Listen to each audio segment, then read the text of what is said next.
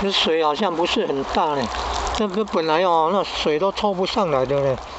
那水沟的水有杂质啊，有那个粉尘啊，有那个什么杂物就对了啦。不容易，你看。你看那水沟的水，你看有杂物有杂质啊。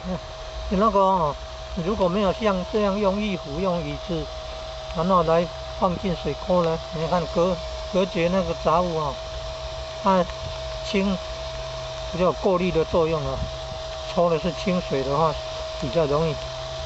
如果抽到那个杂质的话，堵住那个入水口，那你看底下还有那泥巴呢。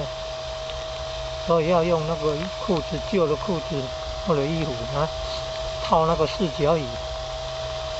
好，你看，你看那个水为什么变成这个样子？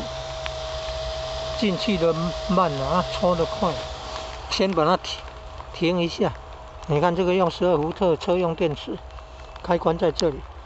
先停一下，你看注意观察，看看那个水位要上升了，有没有看到绿色的网？跟旁边的水哦，你看，哦，水位马上上升，有没有？照道理那个水是可以通过渗透过那个裤子的布的，水是可以过那个布的，有过滤的作用。你看水位，哦，你看水位可以这么高呢，然后马上抽水，按开关马上抽水，哦，你看，哦，抽的速度很快哦。冲的速度很快，你看有没有看到水位在下降啊？哦，没有，因为右上角呢，哦，右前方那个角落，有没有看到网子啊？网子绿色的，快要大部分都露出来了。哦，你看有没有看到水吸得很快啊？水吸得很快。哦，你看水吸得很快，水吸得很快的时候可以这么大。哦，你看有没有看到水吸得很快的时候？水量可以这么大，它久了以后就变得比较少了，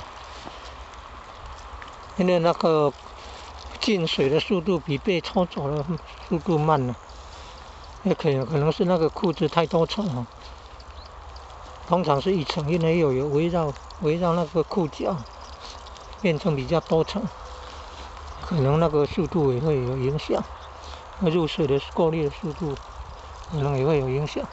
可以再做调整，它不能水位太低，老是抽不上来哦，久了会空烧，马达会烧坏掉，要小心哦。